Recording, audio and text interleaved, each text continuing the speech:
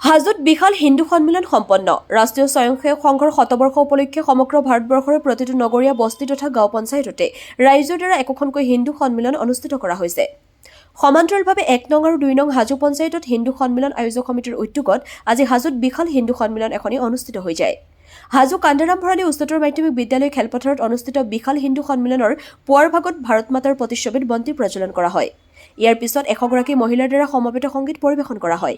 ইয়াৰ পিছত বৌদ্ধিক হিন্দুত্বৰ দৰ্শন, ২০০গৰাকী আয়তীৰ নাম, বৌদ্ধিক পঞ্চ পৰিৱৰ্তন, সত্ৰীয়া নৃত্য পৰিৱেশন, বৌদ্ধিক ৰাষ্ট্ৰীয় স্বয়ংসেৱক সংঘৰ ১০০ বছৰীয়া যাত্ৰা আৰু মহোহো গীত আৰু নৃত্য প্ৰদৰ্শন কৰা হয়। আয়োজক সমিতিৰ সভাপতি মোহন চন্দ্ৰ মালাকাৰৰ সঞ্চালনা কৰা সন্মিলনত অংশগ্ৰহণ কৰি উত্তৰ অসম প্ৰান্ত ৰাষ্ট্ৰীয় স্বয়ংসেৱক সংঘ সেৱা প্ৰমুখ অনুপম চৰকাৰ, জ্ঞানেন্দ্ৰ বৰ্মন, প্ৰণতি তালুকদাৰ মোদিয়া আৰু অমল বৈশ্যই হিন্দুত্বৰ অস্তিত্বৰ ওপৰত সাৱলীন বক্তব্য ব্যাখ্যা দাঙি ধৰে। সন্মিলনত সম্পাদক ৰবীন কুমাৰ দাস, সংঘৰ কামৰূপ জিলাৰ প্ৰমুখ প্ৰবীণ কুমাৰ মেধি সহিতে কেইবাগৰাকীও বিশিষ্ট লোকে অংশগ্ৰহণ কৰে। হাজোৰ পৰা কমলাকান্ত দাসৰ ৰিপৰ্ট, AIN লাইভ। ৰাষ্ট্ৰীয় স্বয়ংসেৱক সংঘই ১০০ বছৰ পূৰ্ণ গোটেই হিন্দু মহিলাখিনিক একত্ৰিত কাৰণে এই হিন্দু সন্মিলনৰ আয়োজন কৰা হৈছে। সেই বিষয়ে আজি হামদৈ মণ্ডলৰ কৰিছে।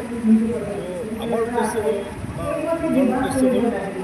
আমাৰ হিন্দু সংস্কৃতিটো চাৰিওফালৰ পৰা বিপদাপন্ন হৈ আহিছে। এই বিপদবোৰ কেনেকৈ পাৰ কৰিব পাৰি সেই উদ্দেশ্যে আমি বিস্তৃত হৈ থাকে হিন্দু সংস্কৃতিলৈ হিন্দু মানুহখিনিক একত্ৰিত কৰি এই অনাগত বিপদবোৰ পাৰ কৰাৰ কাৰণে বা বাৰ্তা দিবৰ কাৰণে হিন্দু অনুষ্ঠানৰ সন্মিলনৰ আয়োজন কৰা হৈছে।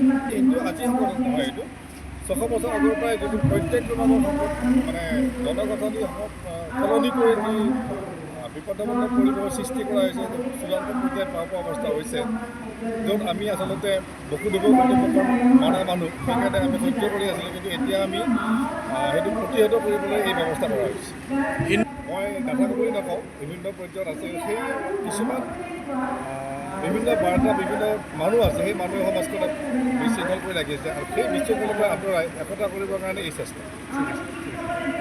তাৰ ভিতৰত গোটেই ভাৰততে প্ৰতিটো মণ্ডলত একোখনকৈ হিন্দু সন্মিলন অনুষ্ঠিত কৰিব দিয়া হৈছিলে ৰাইজৰ ফালৰ পৰা, আৰু সেইটোতে ৰাইজৰ ফালত মোক এই আয়োজক সমিতিৰ সভাপতি পাতি দিছিলে আৰু সেই মৰ্মে আজি ২৭ তাৰিখে আমি হাজো মণ্ডলৰ কাৰণে এইটো হিন্দু সন্মিলন পাতি আছোঁ। ইয়াত আমাৰ হিন্দুত্বৰ দৰ্শনৰ ওপৰত কথা কৈ আছে আৰু সেইখিনি আমাৰ বিশেষজ্ঞসকলে, আৰু তাৰ লগে লগে আমাৰ সাংস্কৃতিক অনুষ্ঠান কিছুমান হৈছে। আমাৰ সংস্কৃতিৰ ফালৰ পৰা এতিয়া দশাৱতাৰ নৃত্য হৈ গ'ল, সত্ৰীয়া নৃত্য, তাৰ পৰা আমাৰ কি কয় এইটো দিহানাম হ'ল, ইয়াৰ পিছত মহোহো আছে, আমাৰ স্থানীয় সংস্কৃতি এটা, আৰু বিশেষজ্ঞসকলে আমাক জনাই আছে দৰ্শননো কি, আমাৰ হিন্দুত্বৰ দৰ্শনটো কি, সেই বিষয়ে বুজাই আছে আৰু তাকে আমি এইটো শুনি আছোঁ দেই।